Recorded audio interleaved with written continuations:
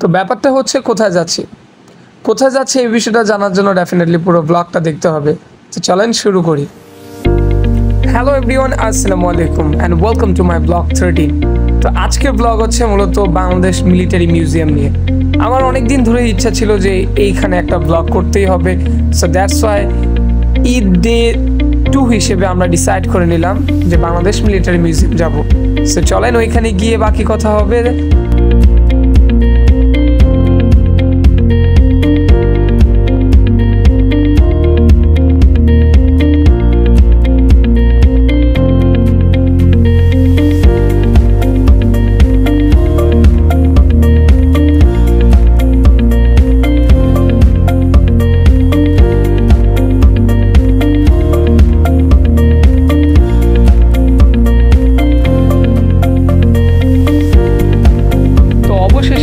Museum পৌঁছানোর পর আমরা তাহাকে পাঠিয়ে দিলাম টিকিট কাটার জন্য, কারণ আমি যতটুকু দেখছিলাম মহিলা কাউন্টারটাই ফাঁকা ছিল।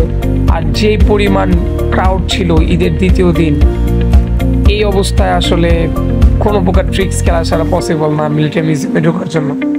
তুমি বলো, তুমি যে গেট আপটা নিয়ে আসছো, মানে এই গেট আপটার মানে কি? আমরা আসছি জাদুঘরে, সেনা মানে জাদুঘরে। তোমার গেট আপ তো হানি সিং, এটা তো আর জাদুঘরের গেট আপ হলো না। তুই কি বলবি? তোর কিছু বলার আছে? আমরা একে একে দিন শেষে একে 5 জন এসে বললাম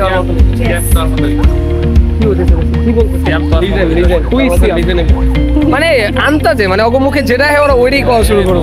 তো এই হচ্ছে মূলত মিলিটারি মিউজিয়ামের আউটসাইডটা, যেটা একটা বৃত্তাংশ আকারে তৈরি করা আছে এবং এটা খুবই সুন্দর।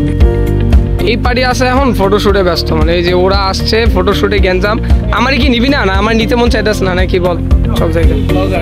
তো এখন আমরা মিলিটারি মিউজিয়ামের ভিতরে ঢুকে পড়েছি এবং এটা হচ্ছে ভেতরের এন্ট্রেন্সে প্রথম এক্সকেলেটর। তারপর হচ্ছে আমরা এক এক করে পুরো মিউজিয়ামটাকে এক্সপ্লোর করার ট্রাই করব।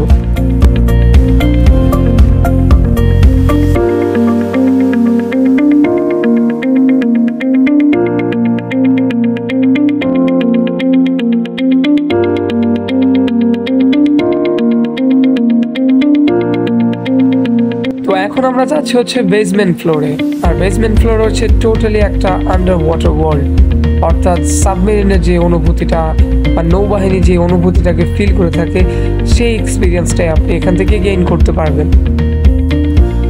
নৌবাহিনীদের পোশাক, তাদের অস্ত্র, তারা কিভাবে টোটালি জীবনযাপন করতো একটা আন্ডার ওয়াটার ওয়ার্ল্ডে, সেই এক্সপিরিয়েন্সটাই মূলত এই ফ্লোরটাতে যদি আপনি রাউন্ড দেন তাহলে গেইন করতে পারবেন।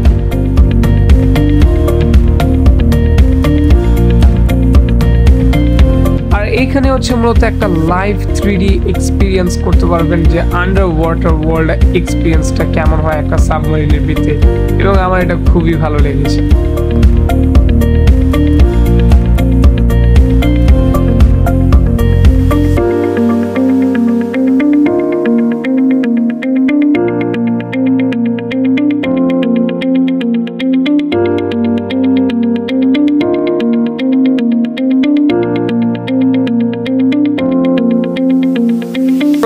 তোমার এই অবস্থা কেন? তুমি অবস্থা কেন? Did you feeling bore? আর তোমার জায়গাটা সুন্দর না? অনেক অ্যাডভেঞ্চারাস জায়গা। তো এখন যাচ্ছি হচ্ছে মূলত আমরা আরও নিচে, অর্থাৎ একদম বেসমেন্টের চূড়ান্ত পর্যায়ে, যেখানে টোটালি আপনি একটা আন্ডার ওয়াটার ওয়ার্ল্ডের ফিশ এক্সপিরিয়েন্সটা নিতে পারবেন, লাইভ ফিশ যেটাকে আমরা বলি। এবং এখন যাচ্ছি আমরা একটা সাবমেরিনের ভিতর, তারপর হচ্ছে আমি আপনাদেরকে এই লোকেশনটা দেখাবো।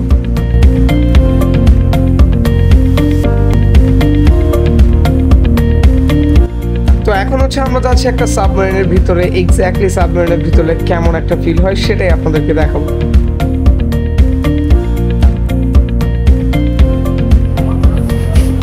নিজেকে তাকাইছে, আমাদের ভয় পেয়ে গেছিল, স্টুপিড একটা ছেলে।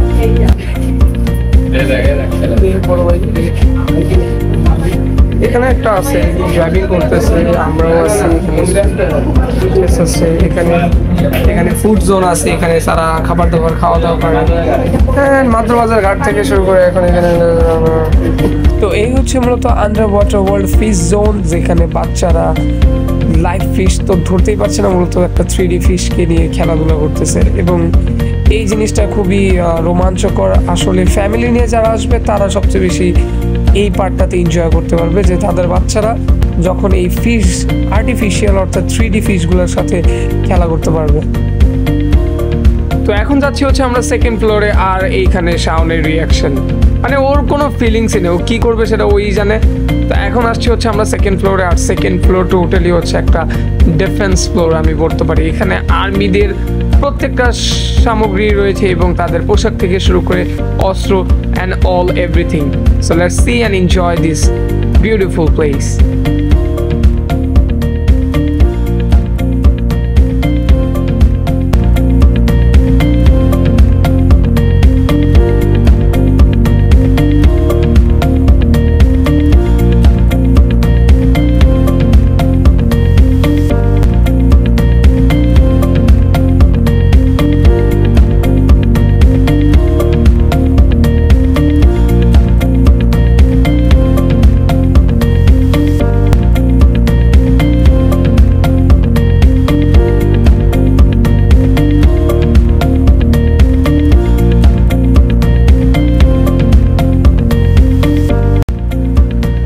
এখন বাহিরে চলে আসলাম, যেহেতু ওভারঅল আমাদের মিউজিয়ামটা ঘোরা শেষ এবং এই মিউজিয়ামের আরেকটা আকর্ষণীয় জায়গা হচ্ছে 3D আর্ট গ্যালারি। সো এখন আমরা ওইটার উদ্দেশ্যে যাচ্ছি এবং যাওয়ার পথে আপনারা মিউজিয়ামের বাইরে এই সমুদ্র ভিউটা দেখতে পারবেন।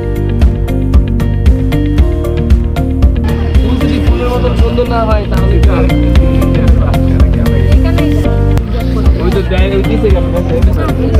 মানে আজকে সিঙ্গেল দেখে এইসব বিষয় আমার দেখতে হইতেছে, নিজের চোখ দিয়ে কিছু বলার নেই। আজকে সিঙ্গেল দেখে আমার এইসব জিনিস দেখতে হইতেছে। তো এখন হচ্ছে আমরা 3D আর্ট গ্যালারিতে এন্ট্রি মারছি এবং আমরা এখন এইখানের যে অ্যাডভেঞ্চারিয়াস পিকচারগুলো আছে সেগুলোকে এক্সপ্লোর করার চেষ্টা করব। পার্সোনালি আমি 3D আর্ট গ্যালারির জন্যই সবসময় মিলিটারি মিউজিয়াম থেকে ভিজিট করে থাকি এবং যেহেতু ঈদ সিজন চলছে তাই অনেক বেশি ক্রাউড ছিল এবং অনেক বেশি মানুষের সমাহার ছিল। তো আমরা আসলে মানে দিশেহারার মধ্যে পড়ে গিয়েছিলাম যে কোন ছবি থেকে স্টার্ট করব, কিভাবে ছবি তুলবো, যেহেতু এত বেশি ক্রাউড ছিল। আর ক্রাউড হওয়াটাই স্বাভাবিক, কারণ এত সুন্দর একটা জায়গায় যেখানে আপনি 3D আর্টের মাধ্যমে আপনার পিকচারগুলোকে রিয়েলিস্টিক ভিউতে রূপান্তর করতে পারবেন। সো কেনই বা আপনারা যাবেন না এই প্লেসটাতে। সো আমরাও কিছু ছবি তুলবো এবং এই মুহূর্তটাকে এনজয় করেন যে সবাই কিভাবে ছবি তুলছে এবং ওয়ান বাই ওয়ান আমরা সিরিয়াল দিয়ে আমাদের ফটোগ্রাফসগুলোকেও আমার করে নিচ্ছি।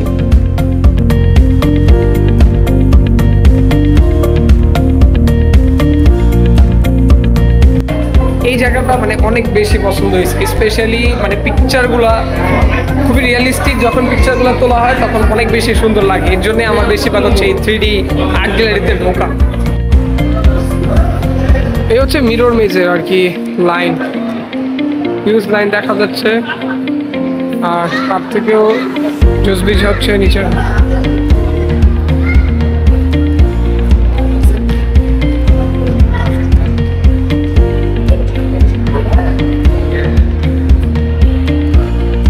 আর এটা হচ্ছে আরেকটা 3D টোটালি একটা টেবল সেট আপ, যেখানে আপনারা সবাই মিলে গসিপ করতে পারবেন।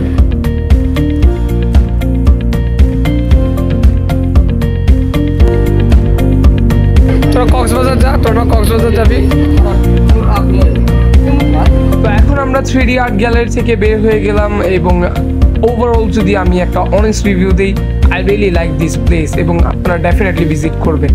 সো ঘোরা শেষে এখন চলে যাচ্ছি আমরা খাওয়া দাওয়ার উদ্দেশ্যে এবং খাওয়া দাওয়ার জন্য আমরা চলে যাচ্ছি পাস্তা ক্লাব লালবাগে।